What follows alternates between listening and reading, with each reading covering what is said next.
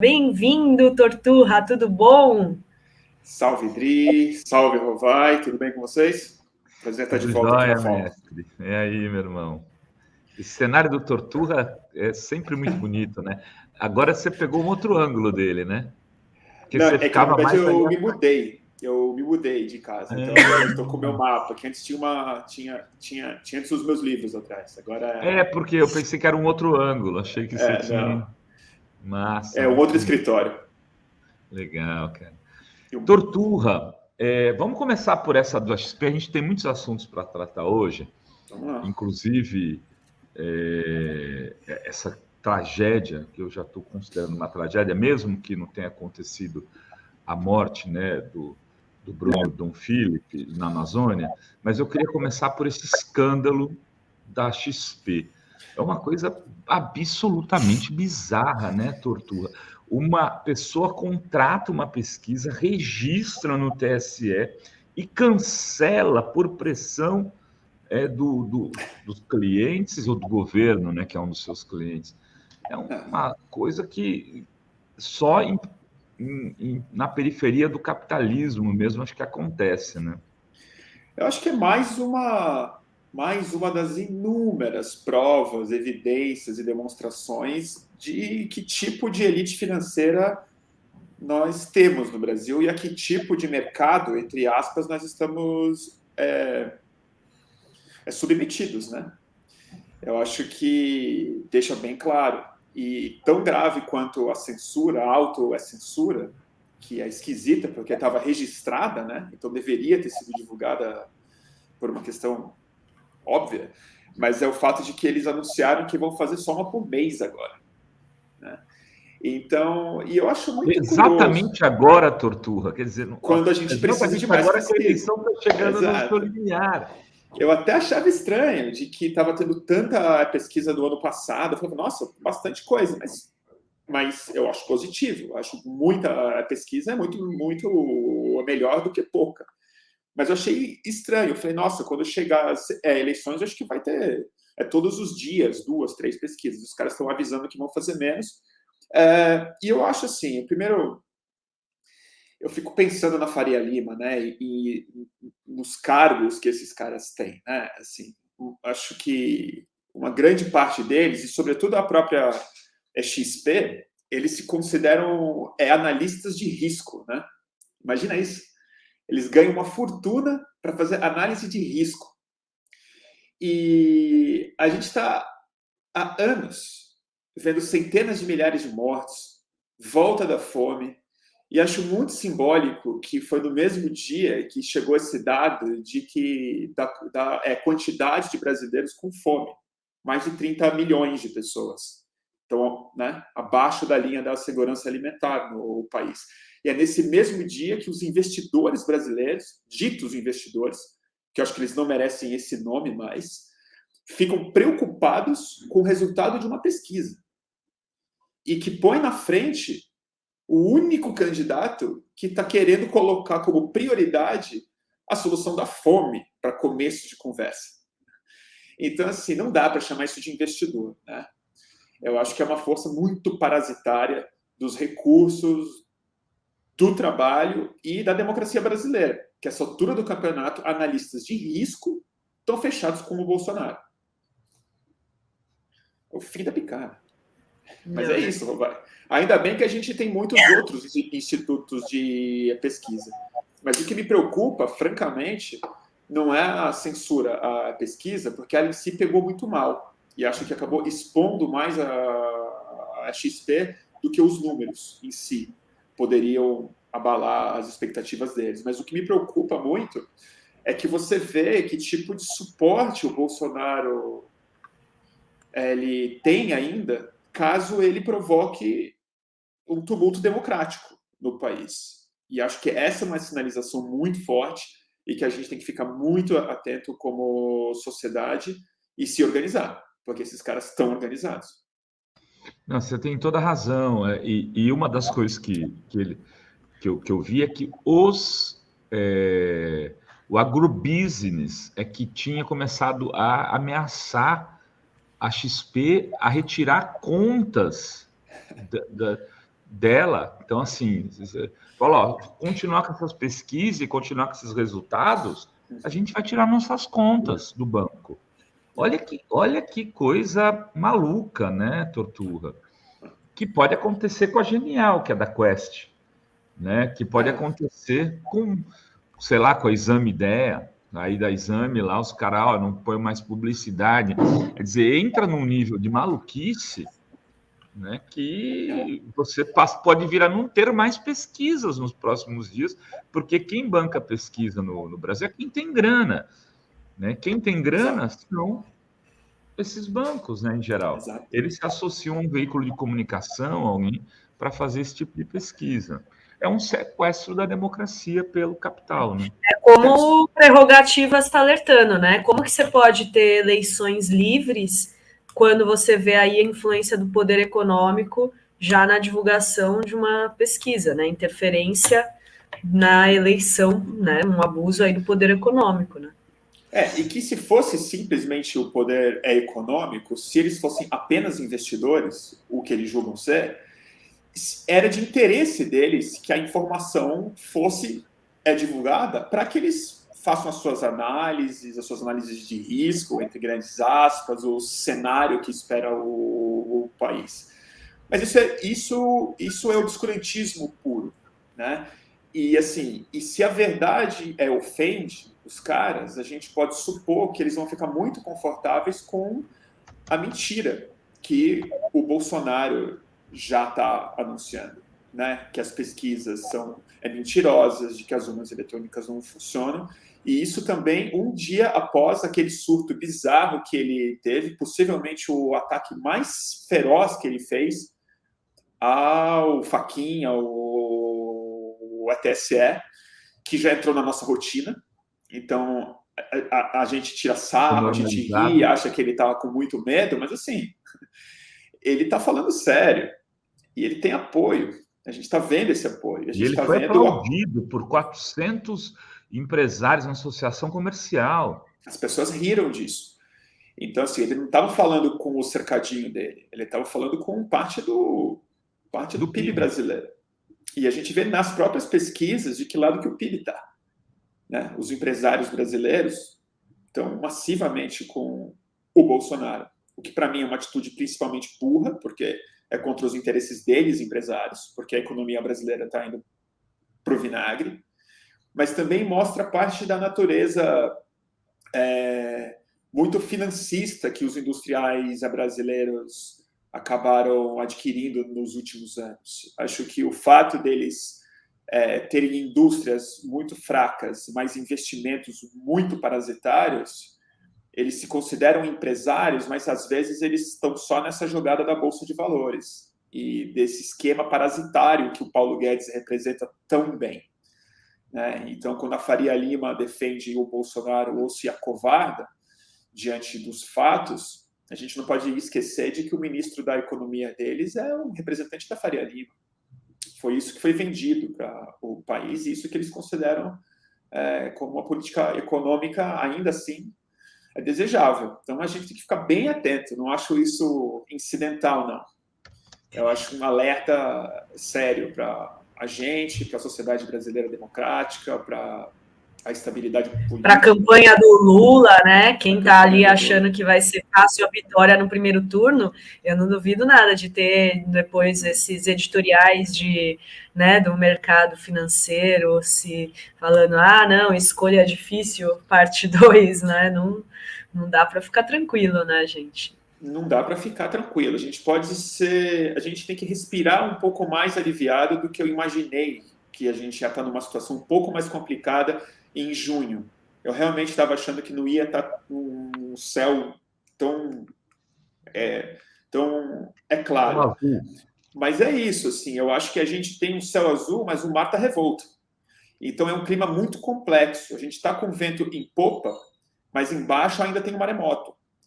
E é esse maremoto que é o caos, que é outro tipo de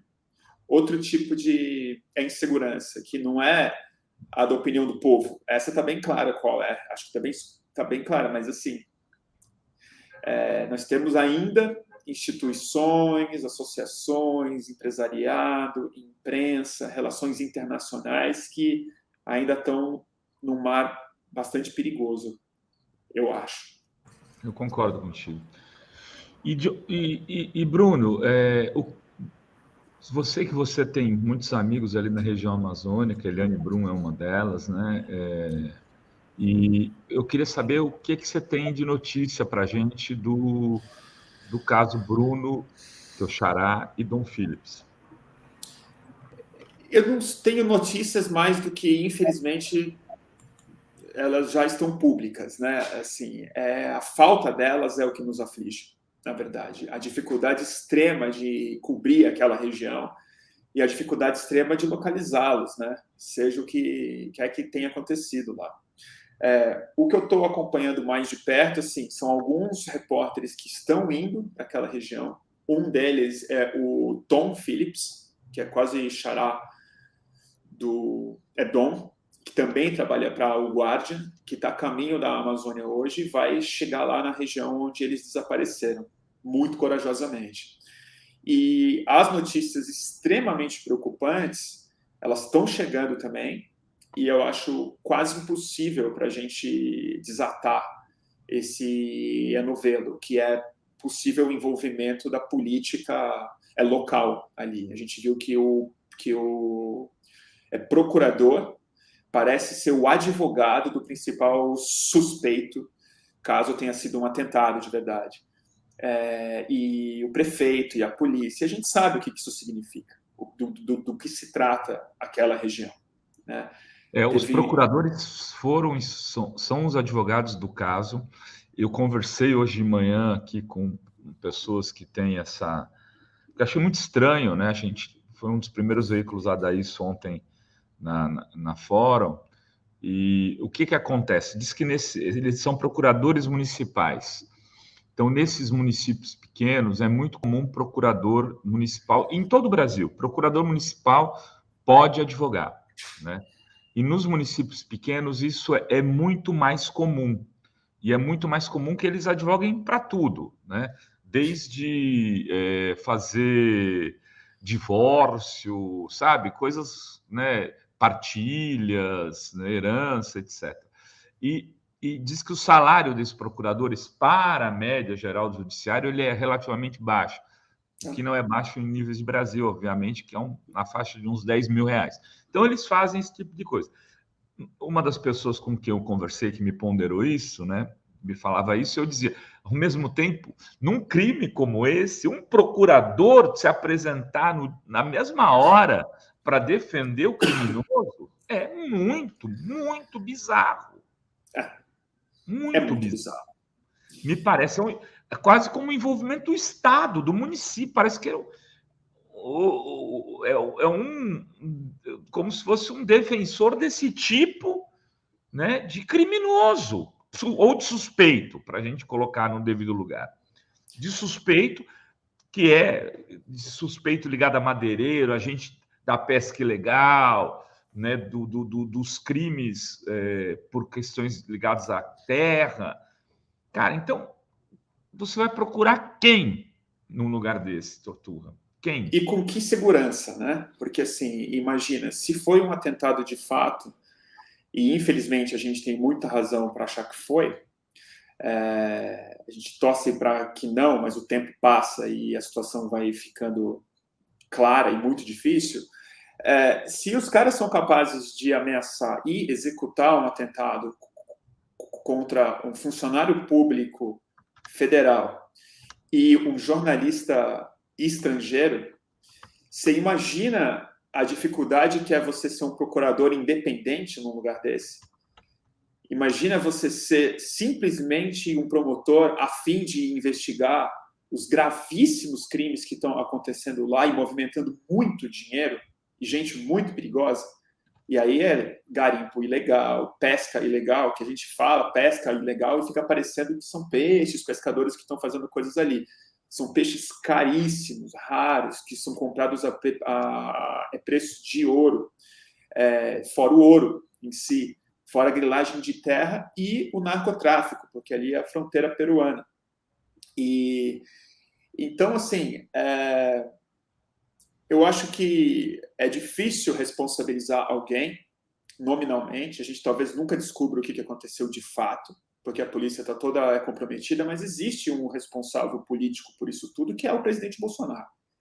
Porque, assim, o que aconteceu com a Amazônia, independente de qual foi a máfia que tinha interesse em fazer isso, ela está vivendo o abandono do império da lei intencional. O Bolsonaro fez um trabalho árduo para que a lei não fosse cumprida lá na Amazônia. Foi a plataforma de campanha dele, chamando IBAMA de organização, enfim, indesejável, completamente aparelhando a Polícia Federal e fazendo com que o Exército em si assumisse o pior da sua ideologia da ditadura militar, quando entendia que a Amazônia era um inferno verde que tinha que ser ocupado. E ocupado por mineração, ocupado por garimpeiro, ocupado por caçador e ocupado também por narcotraficantes, que ele não apoia nominalmente, mas é a mesma rede criminal que financia tudo por ali. Então, assim, um jornalista fazer esse trabalho, que ele chamou de aventura, é um trabalho extremamente corajoso, um trabalho indispensável, mas, no fim das contas, um trabalho que tinha que estar sendo feito pelo governo federal, dado o risco que aquela região representa. O Dom Phillips, para fazer o que ele estava fazendo lá, ele não tinha que estar escoltado por um funcionário que foi exonerado da FUNAI pelo Sérgio Moro, diga-se. Ele tinha que estar sendo escoltado pelo Exército Brasileiro para cumprir a liberdade de imprensa dele, de entender o que está acontecendo lá. E é isso. Os caras não mobilizam nenhum helicóptero, cara. Então, o que eu estou acompanhando de perto e estou, assim, acho muito positivo que vem acontecendo é que esse caso está ganhando cada vez mais repercussão, uma repercussão fora do país, necessária. É muito triste que tenha que chegar nesse ponto para que a atenção se volte, como ela tem se voltado para a Amazônia, mas é um cidadão inglês, é um jornalista de um veículo muito, muito importante. E a gente está vendo em Los Angeles, está vendo em Londres, tem abaixo-assinado saindo, tem carta de editorialistas no dia que o Biden se encontra com o Bolsonaro. Então, assim como a XP é mais um recibo da qualidade da nossa elite, essa não reação do governo Bolsonaro é mais um recibo de qual a natureza do nosso presidente. Assim, para encerrar, eu acho que um dos desafios mais difíceis que o Lula vai ter pela frente, se de fato ele se eleger, vai ser recompor a soberania nacional na Amazônia. E uma soberania que vai ter que ser recriada de uma outra forma, com órgãos fiscalizadores muito empoderados, com concurso público para novas pessoas entrarem naquela região, para fiscalização severa em cima desse tipo de crime. Troca de comando militar, né, Bruno? Troca de comando militar e, na minha opinião, já falei isso na fora e repito, eu acho que os órgãos fiscalizadores precisam ser muito empoderados. Eu acho que o IBAMA precisa virar uma força de soberania nacional, equipada, sabe, com gente com capacidade de impor a lei mesmo, porque o Exército, eu vou te falar, eu não confio. Eu não confio, eu não acho desejável. Eu acho que eles têm que cumprir um papel mas na medida do possível, a gente tem que recriar o pensamento de soberania nacional, inclusive de Forças Armadas. Mas o IBAMA, Instituto Chico Mendes e outras forças que nem existem ainda precisam reocupar a Amazônia, porque isso é uma fronteira democrática para esse século, assim, eu acho. Guilherme, a gente tem aí um caminhão lá em Los Angeles, na Califórnia, né, que está fazendo a campanha contra aí, na cúpula, né, que está acontecendo lá Cúpula das Américas. Cúpula das Américas, isso. Tem tantas cúpulas e tantas cópulas nesse mundo. É o crápula das Américas, né? Que tá lá na cúpula. Aliás, ontem foi muito interessante a intervenção de um guri para falar sobre a questão da Bolívia, do que o governo dos Estados Unidos fez na Bolívia. Eu não sei se você viu o vídeo forte, né, cara, denunciando o golpe na Bolívia, denunciando os interesses americanos, o que eles fizeram. Que é o Gaviria, né, que é o presidente lá da OEA, né, e que corroborou o golpe na Bolívia na época. E quando o Gaviria foi falar, a gente deve ter o vídeo por aí, o Guilherme de repente acha, a gente mostra enquanto o Torturra está aqui. Mas foi um discurso fortíssimo, com o dedo em riste, um menininho, um guri devia ter 20, 22, 23 anos. Que ótimo. Pôs o Gaviria para sambar, né? E esse caminhão está circulando. Esse tipo de coisa acaba colocando uma questão internacional para o Brasil também, para o Bolsonaro, né? Ele virou um nefasto, né? Mesmo nessa cúpula ele não está, né, Torturra? Então, estranhamente, ele está prestigiado nessa cúpula, porque muitos países da América do Sul se recusaram a ir nessa cúpula justamente pela hipocrisia do Biden em convidar gente como o Bolsonaro e não convidar Cuba.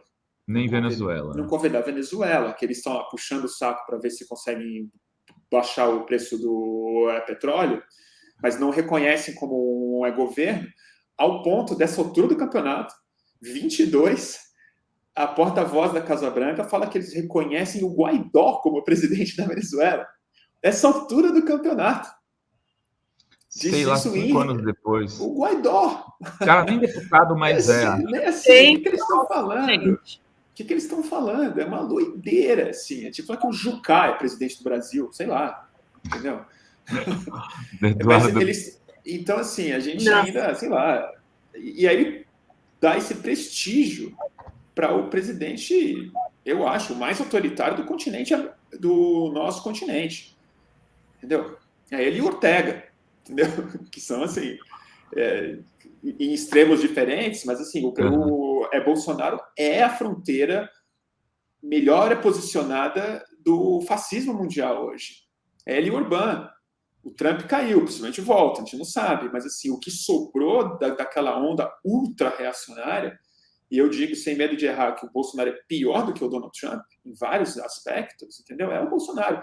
E vai ter uma reunião bilateral, dando esse prestígio para o Bolsonaro, para fazer ele assinar uma cartinha em defesa da democracia. Que é o tipo de democracia que o Biden mesmo, e o Obama, e o Bush, nenhum presidente americano jamais respeitou aqui no nosso continente. Então, Estados Unidos, né, gente? Exatamente. Estados Unidos. Tem superchat aqui, Rovai. Deixa eu agradecer o Josinaldo Barbosa, que manda aqui um super sticker. Muito obrigada. E a Malu, que diz, fortalecendo quem nos fortalece. Abraço de Dallas, olha só, nos Estados Unidos. Muito obrigada. Vai. Não, então, eu queria que a gente entrasse aqui num assunto, Torturra, que é um pouco a nossa praia, e que é a comunicação, né? Como é que você está imaginando que vai ser esse processo de disputa eleitoral na lógica do marketing, da comunicação, nessa eleição de 2022. Em 2018, ela foi muito pautada pela desinformação. Eu acho que até a gente já conversou sobre isso, né? Eu tenho uma avaliação de que esse ano as pessoas estão menos vulneráveis. Não que elas estejam blindadas a isso, não estou falando isso, não sou maluco a esse ponto. Mas elas estão menos vulneráveis a qualquer tipo de informação. Tenho dúvida se a mamadeira de piroca funcionaria em 2022. Mas outras coisas podem funcionar sim, né? Eu vejo coisas absurdas, como o Constantino. Outro dia ele divulgou uma pesquisa lá, Datapovo, essa pesquisa equivale.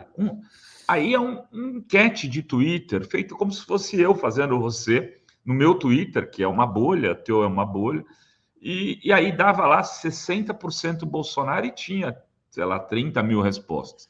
Aí ele dizia, imagine você, uma pesquisa da Datafolha tem 2 mil, essa tem 30 mil, qual que vale mais? Talvez essas coisas, sei lá, uma senhora, um senhor, conhece pesquisa, tal, caem. Não, é verdade, tem 30, outra tem 2, tal. Eu acho que eles vão usar muito essas coisas. Mas eu queria saber como é que você está imaginando essa disputa em 2022. Qual que é a tua sensação? Como ela virá? Olha, eu acho que você tem um ponto super importante. Eu também não sou tão pessimista quanto eu fui em 18 em relação ao ambiente informacional, por um motivo simples. Assim, dos 4 anos para cá, de 4 anos para cá, a gente não teve nenhuma grande novidade tecnológica que mudou a comunicação. A gente ainda está meio Twitter, Facebook, WhatsApp, SMS, Telegram, é tudo mais ou menos parecido e o smartphone ainda é o protagonista. Em 4 anos, as pessoas, mesmo os mais velhos e mais ingênuos, acabam aprendendo um pouco mais do que o ambiente que eles estão inseridos, fica mais experiente. E eu acho que tem uma questão que a gente tem que observar, que é, nos últimos 4 anos, muita gente, e todo mundo virtualmente, teve uma tentativa de golpe no WhatsApp.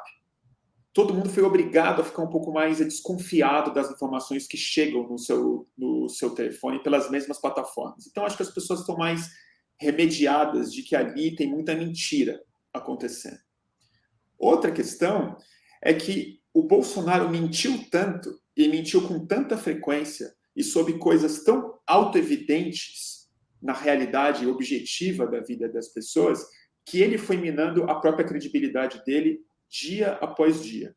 E para isso a pandemia, acho que infelizmente teve um papel muito importante, ao custo de centenas de milhares de vidas, mas isso também a gente não fala mais de pandemia, mas o trauma está colocado. Todo mundo passou por isso, todo mundo viu isso.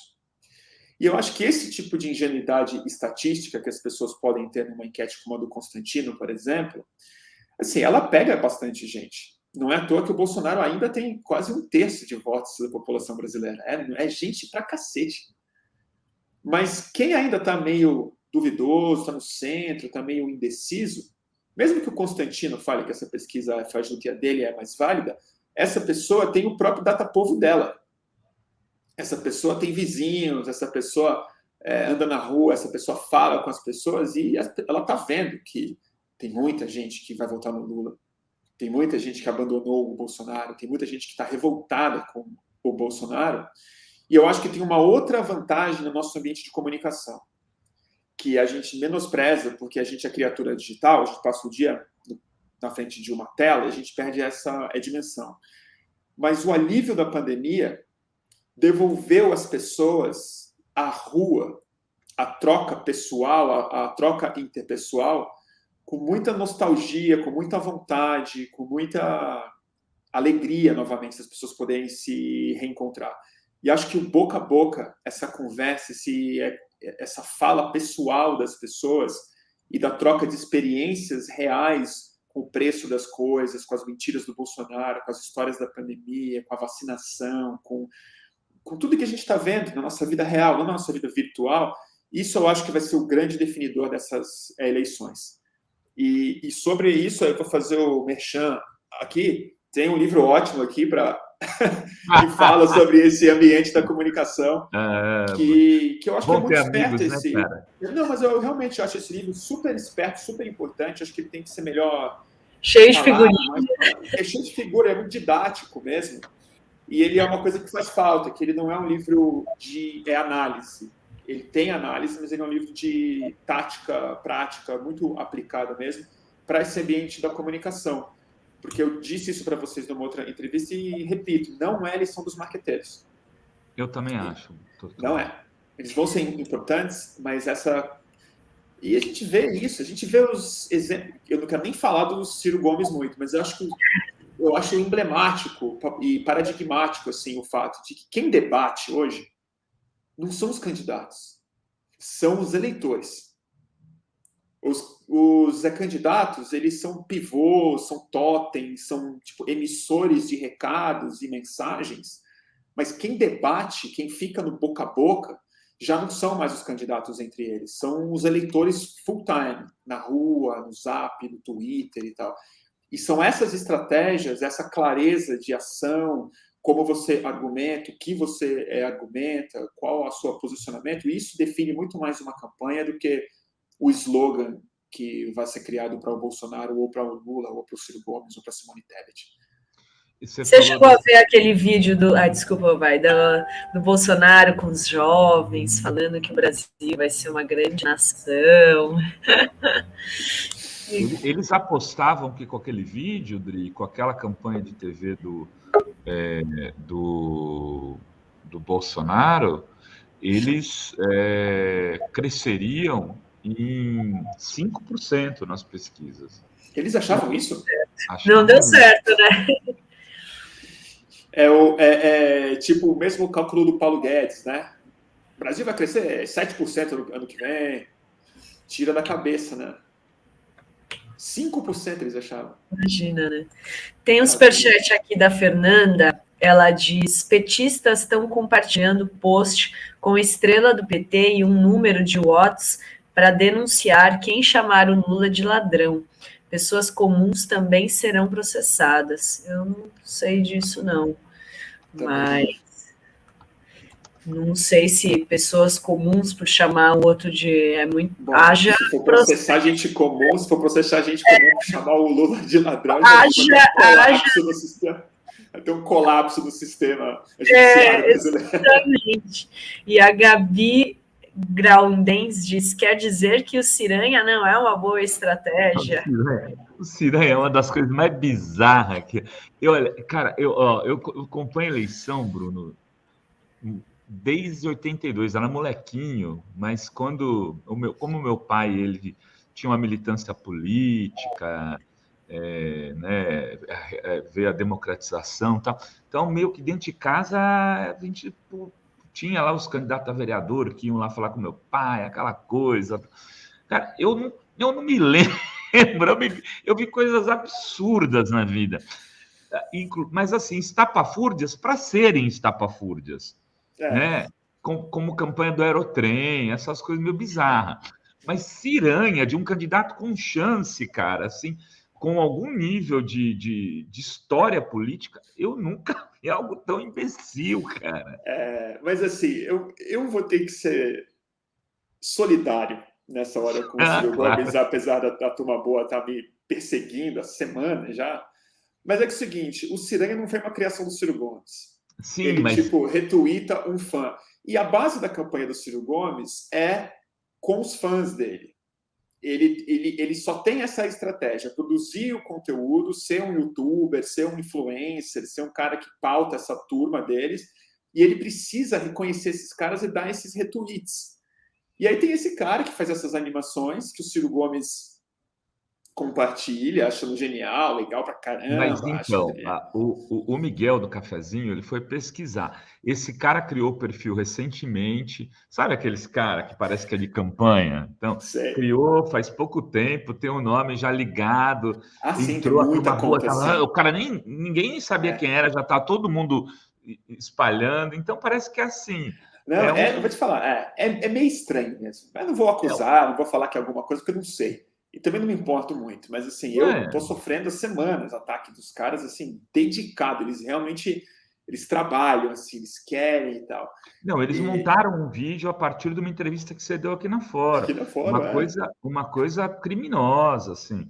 Pelo menos do ponto de vista jornalístico. Não digo que é um crime, né? É totalmente... jornalisticamente criminoso, cara. É bizarro. E assim, e o que me deixou revoltado, que eu não reajo a esse tipo de coisa, porque... deixa a Minion falando sozinho. Eu bloqueei, eu não tô nem aí. Eu também tô bloqueando. Não vou dar conversa, não tô nem preocupado com isso. Mas o que me deixou... Aí sim, eu falei, isso aqui eu não vou deixar barato, não. O cara é candidato a deputado federal, cara. O cara tem um canal... O cara é candidato a deputado federal. Depois ele apagou o vídeo, dizendo que não foi ele que editou o vídeo. Eu até acredito que não foi ele que editou o vídeo, mas ele deixou bem claro, ele falou, eu recebi no Zap. Então, esse vídeo estava circulando no WhatsApp da Turma Boa, e é um vídeo extremamente manipulado. Não só tem uma legenda mentirosa, que eu nunca disse de dinheiro público, eu falei dinheiro do público, e era uma fala muito específica em que eu estava dizendo para as pessoas apoiarem a Fora. O que eu ainda digo. pessoal, apoia fórum, assina, dá superchat, vira membro, porque é assim que a mídia independente vai se manter. Ponto. Mas eles encaixaram isso com outros trechos de fala minha em que eu usava a palavra narrativa criticamente, que não é uma palavra que me agrada falar, eu acho a palavra ruim de falar, Eu também. Mas eu disse que, no fim das contas, existem narrativas, elas precisam ser criadas, que não significa mentira, ao contrário disso. É como a história é contada, quais são, né? Quais são os encadeamentos que a gente prioriza e tal. Eles juntaram uma coisa com a outra, uma que eu falei antes com uma depois, para falar que precisava de dinheiro público para criar narrativa para veículos como a Fórum, que eles chamam de panfleto do PT. E ele chamou isso de confissão minha. Olha o Bruno confessando. E tudo isso para reforçar aquela mentira difundida largamente nas redes do Ciro Gomes, nunca desmentida pelo Ciro Gomes, muito pelo contrário, estimulada pelo Ciro Gomes, de que eu recebo dinheiro do PT para fazer campanha anti-Ciro Gomes e para fazer o Greg News, cara. E você também. E a Dri também. Então, assim, eu tô acostumado a ouvir isso de Bolsonaro, hoje maluco, mas assim, quando isso vem de candidato... No nosso caso, o dinheiro não era do PT, deixa eu fazer justiça, era do Petrolão. Do Petrolão. Do Petrolão, entendeu? Do meu é do PT, às vezes é da CIA, às vezes do Departamento de Estado americano, entendeu? Às vezes é a guerra híbrida, que eu sou um agente da guerra híbrida, e por isso eu fiz a Mídia Ninja e o Greg News. Então... E esse discurso do Ciro, quer dizer, ele é um discurso que também tem, vamos ser aqui honestos, né? Ele também é utilizado por esse pessoal do PCO, por um setor que se despetista, que se define como uma militância, que é um bando de idiota, que eu falo assim com a maior tranquilidade, que não saem do Twitter. Eu bloqueei todos, eles ficam só xingando pessoas como a gente. Quer dizer, imagina se um pessoal desse tem algum sentido de militância de verdade, porque eles querem atacar o pessoal, querem atacar o pessoal que é progressista, mas não bebe nessa cartilha do ver fantasma em tudo quanto é coisa, né? Que não fica aí achando que o Putin é o grande líder das esquerdas do planeta, coisas do gênero. Eu sei, é uma tristeza, cara. E eu vi ontem, vocês postaram, fiquei chocado. Eu sabia que o PCO é de quinta, mas o que eles fizeram com o Dom Phillips, cara, ontem... Exatamente. A filha do Rui Costa, dizendo o seguinte, que... como é que é? Eu até postei lá, eu vou ler para não parecer que eu tô... É uma coisa inacreditável, cara. É uma desumanidade, é uma canalice. E aquela pessoa que fez o post, aquela gringa Brasília, não sei o quê... Essa é uma desqualificada. Ela diz sobre Dom Phillips. Ele foi um dos jornalistas que promoveu Moro a Lava Jato, a pauta anticorrupção, e detonou a Copa e as Olimpíadas no Brasil. E a Natália Araújo, que é uma jornalista do PSOL, diz: a gringa voltando do retiro espiritual, bem informada. Vou até pôr aqui, que agora eu sei, sabe, eu aprendi a compartilhar a tela, cara. Vai estar se achando tecnológico. Agora vai. Agora, depois que eu consegui compartilhar a tela, velho, mudou toda a minha vida. E eu não acho que só foi eu falar aonde que tá aqui. Aí, Renatão, você tá foda, velho. Aí, ó. Para não dizerem que a gente está inventando, Tortura. Olha só, que a pessoa tem a coragem de dizer que é um jornalista. O cara tá... A mulher dele está implorando pela vida dele, implorando para o governo fazer alguma coisa. Sabe, os caras estão sumidos há 80, 90 horas, e ela vai dizer que é um jornalista que promoveu o Moro, a Lava Jato, a pauta anticorrupção e detonou a Copa e as Olimpíadas. E o pior, né? Quer dizer, foda-se se ele fez isso. Eu estou cagando, né? O que eu quero saber é onde está ele, onde está o Bruno. Mas eles falam isso sempre sem uma prova. Não, essa uma gringa, forma de... essa gringa já me acusou do diabo já fez thread aí ao meu respeito, falando que é isso, que a mídia ninja, quando eu fazia parte da mídia ninja, também outra coisa que o pessoal não sabe.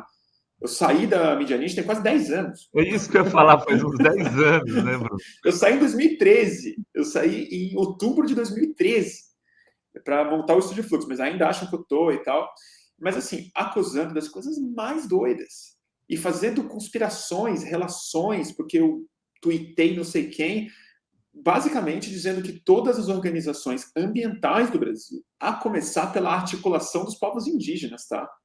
Não estou falando de organizações internacionais, estou falando do Fundação Greenpeace. Ford. Estou falando assim, a articulação dos povos indígenas.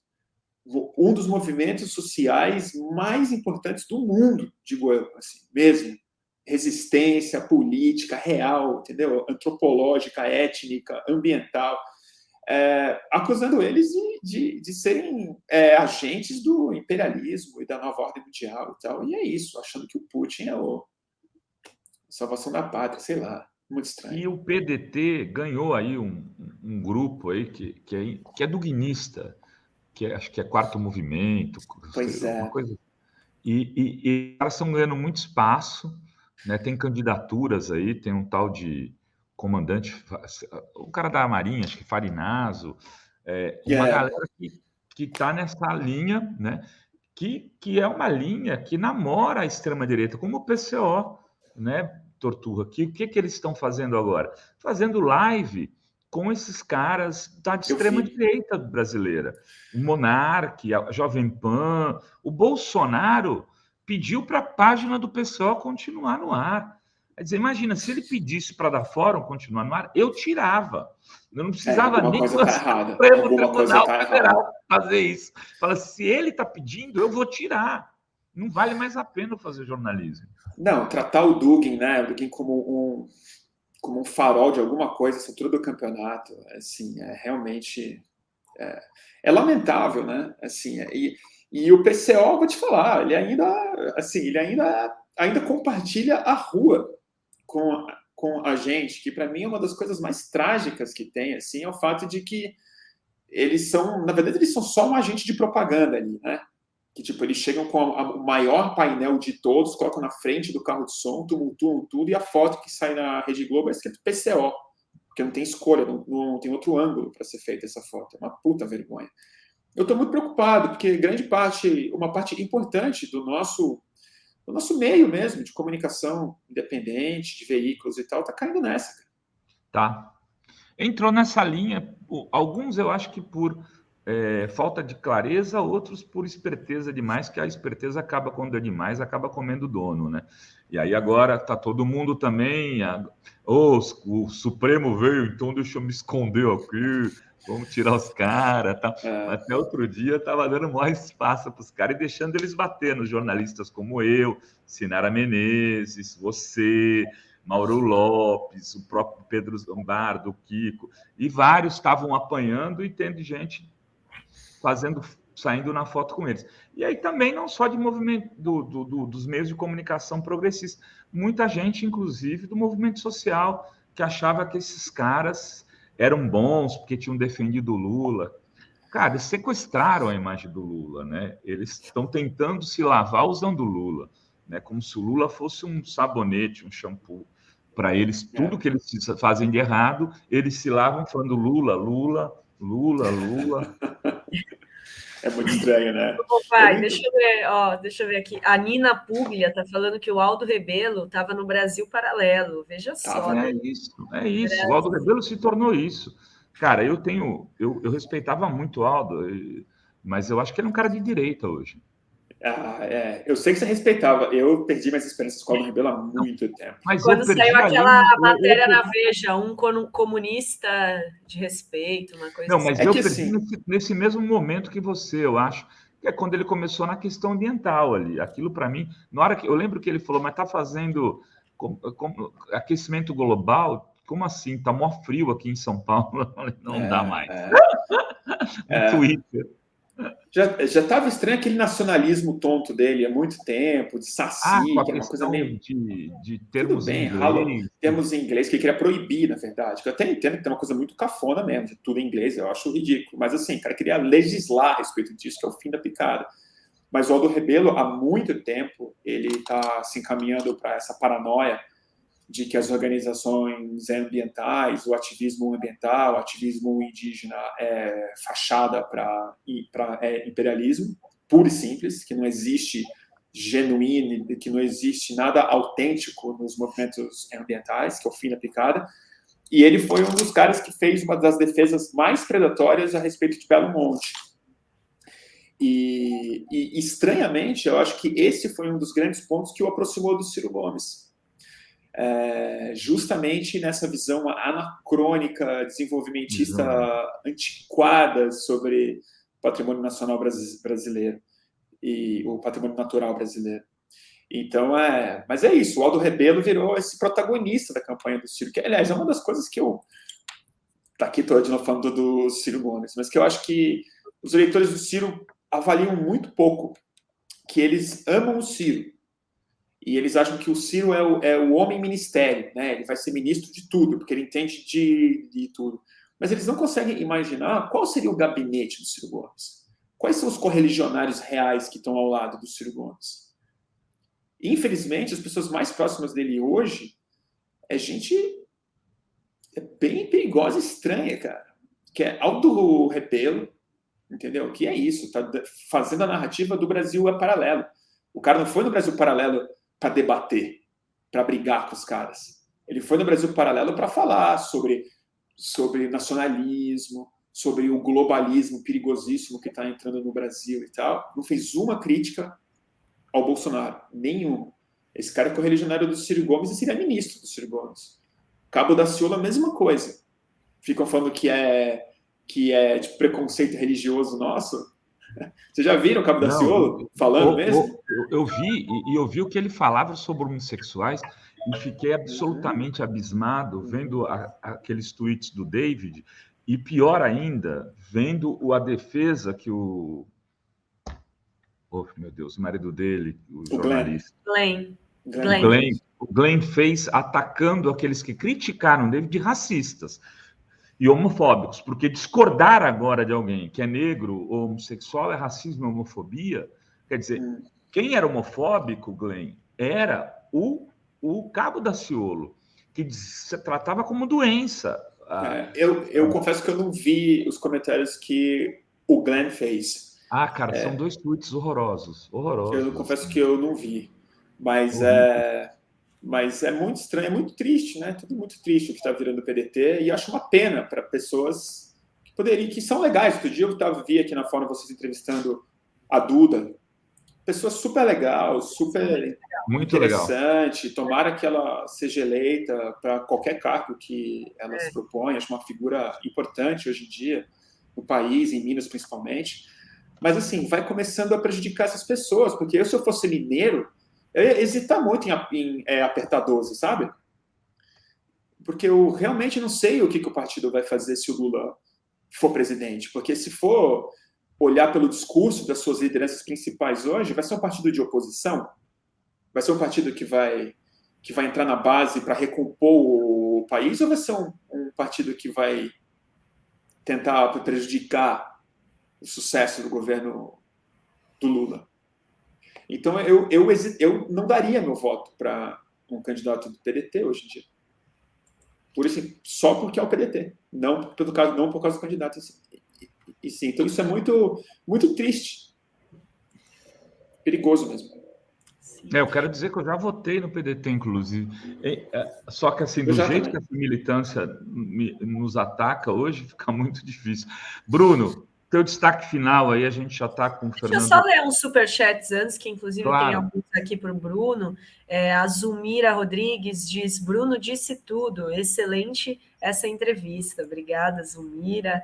A Sandra Nunes diz, eu tenho fórum como a melhor mídia independente, a única que sou membro. Agora vamos dar like, meu povo. Ela é de Palhoça, Santa Catarina. Obrigada. Muito obrigado, Sandra.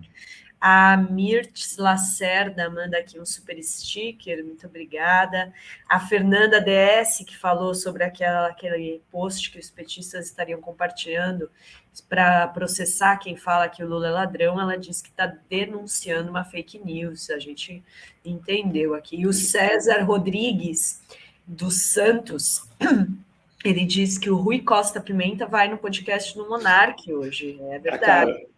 Olha, aí assim, eu estou vendo que tem gente falando, você tá falando mal. Eu não estou falando mal de ninguém, não tô aqui. No caso do Rui Costa, ele é um personagem da política, ele é, como eu posso discutir o Bolsonaro, posso discutir o Rui Costa, ele é um candidato, inclusive foi candidato a presidente da República. Né? Eu tento não fulanizar as questões, mas ao mesmo tempo a gente tem que dizer, nós avisamos quem era esse cara, e nós avisamos quão deletério eles estavam sendo com vários jornalistas. Se outros veículos não perceberam isso, desculpa, eu não estou aqui querendo fazer, só estou registrando que era perceptível isso, eles têm histórico, esses caras atacaram o Lula de maneira abjeta de 2002 a 2010, 2012, sabe? E foram resgatados, né, inclusive por veículos. Isso faz parte da história, não quer dizer que vocês estão atacando. Não, é a história, é a verdade dos fatos. É a verdade dos fatos. E tem aqui mais um superchat aqui, Rovai, do Vinícius Santos. Obrigado, Fórum, por trazer o Bruno Torturra. Abraços. Obrigada, Vinícius. A Cris manda um super sticker. E a Marilice Fernandes Garotti diz que esse super é para você não colocar em vídeos do Inominável. Pode ser, tá bom, a gente não vai colocar mais. Outro dia a gente Hoje colocou... a gente não põe, aí amanhã você dá outro superchat. Aí o pessoal começa a botar só emoji de vomitando aqui. A Fabiana Rodrigues pergunta, 247 ainda está com análises do PCO? Não sei dizer, eu tenho que perguntar lá, eu acho que não, parece que eles tiraram, mas enfim, são problema deles. A Marcele chega aqui como membra, muito bem-vinda, Marcele. É isso aí. Então... Torturra, seu destaque final, que o Fernando já está aqui com a gente, eu preciso subir ele na nossa jangadinha. Não, tá ótimo. Acho que eu já falei bastante, né? Eu falo muito. Não, só agradecer. Divulga o seu canal, divulga seus programas. Eu sou editor e único funcionário do Estúdio Fluxo, onde eu faço os boletins do fim do mundo. Acho que hoje vai ter um, ainda não decidi, mas devo fazer um hoje sobre a Cúpula das Américas, Dom Phillips, e vou dar uma... No Instagram? No meu YouTube. No Instagram eu faço mais. Estou com um podcast novo que eu tive que parar porque eu estava com a Covid, que é de entrevistas a respeito do cenário eleitoral. Eu fiz 2, fiz um com o Randolph e com o Augusto, mas estou com 3 agendados já. São conversas longas a respeito das nossas eleições e de outras coisas. Greg News, que eu faço. E é isso aí. Que horas vai ser hoje o Boletim do Fim do Mundo? Não sei, é meio improviso, né? Não é assim, não é aquela coisa... Revista Fórum, tem a TV. Mas deve ser em torno das 9 horas. Eu vou divulgar à tarde, porque eu quero acompanhar o máximo possível os protestos hoje em relação ao Dom Phillips. E depois eu tenho que pensar um pouco e preparar e fazer a minha transmissão. Mas obrigado pelo convite e a gente se vê.